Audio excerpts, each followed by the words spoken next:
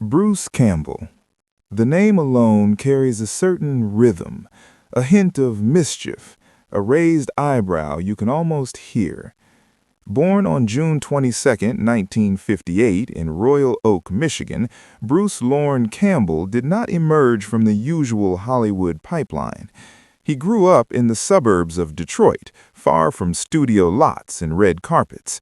His father, Charles Newton Campbell, worked as an actor and commercial director, which meant that performance was not some distant fantasy, it was visible, practical, attainable.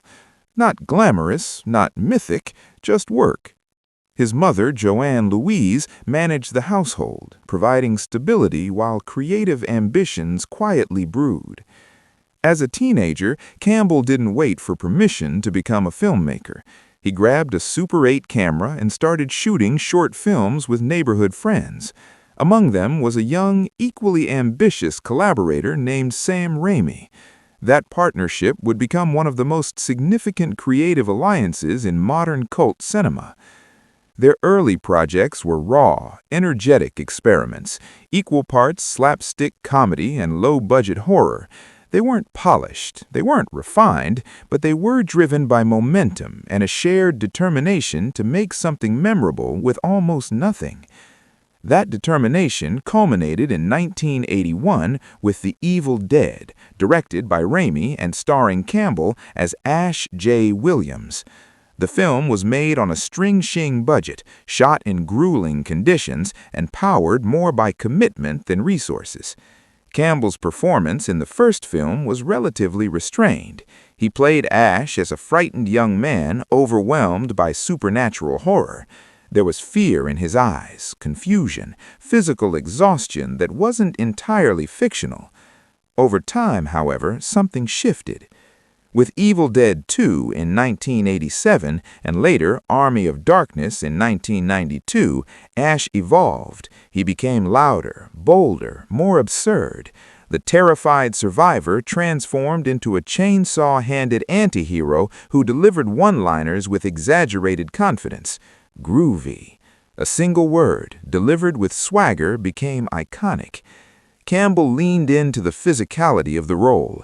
His elastic facial expressions, exaggerated double takes, and almost acrobatic reactions to chaos gave the character a strange elasticity. Horror blended with comedy so completely that it became difficult to separate the two. Ash was ridiculous, yet oddly heroic, brave, but only barely competent.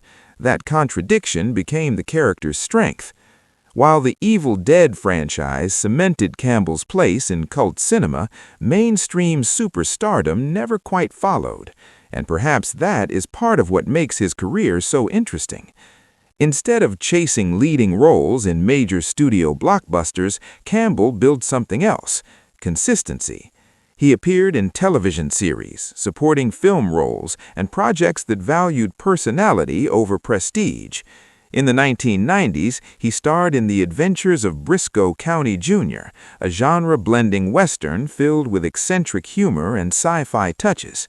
It lasted only one season, yet it developed a loyal fan base.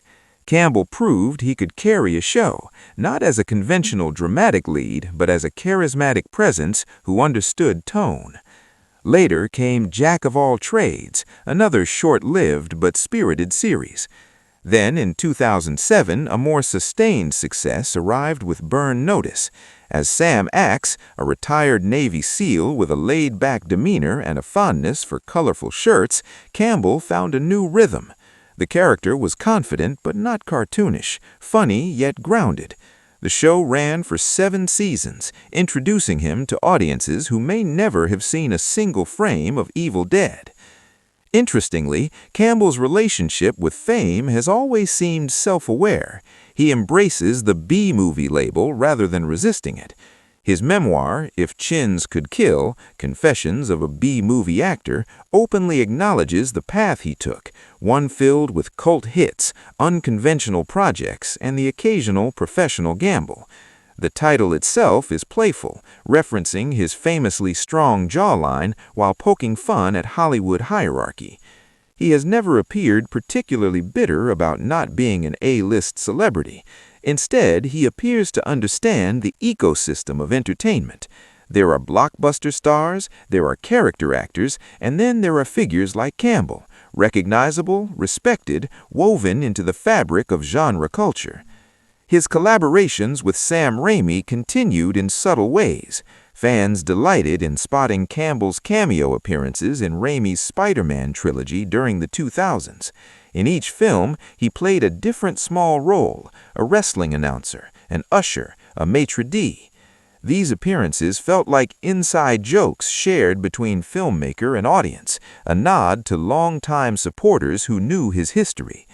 Campbell also stepped behind the camera.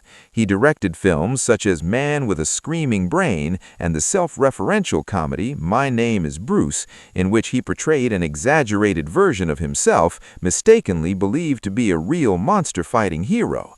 The concept was absurd but deliberate. Campbell has always seemed comfortable blurring the line between character and caricature. Then, in 2015, came a return many fans had hoped for: Ash vs. Evil Dead. The television series revisited Ash decades after his original battles with the undead. This time, the character was older, wearier, still reckless. Campbell's performance carried nostalgia, yes, but also surprising energy. Even in his late 50s, he threw himself into physically demanding scenes involving elaborate makeup effects and stunt sequences. What stands out across his career is physical commitment.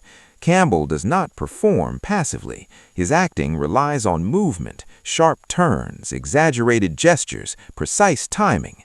Silence, when he uses it, becomes part of the joke. A pause can be as effective as a punchline. Yet beneath the humor lies discipline. Sustaining a career for more than 40 decades requires adaptability. Trends shift, audiences change, genres evolve. Campbell has moved between horror, comedy, action, and television drama without abandoning the persona that made him distinctive. He has also cultivated a direct relationship with fans. At conventions, he often hosts lively question-and-answer sessions, recounting stories from low-budget film sets with theatrical exaggeration. The stage becomes an extension of his screen presence. He performs not just roles, but his own legacy. In his personal life, Campbell has maintained relative privacy.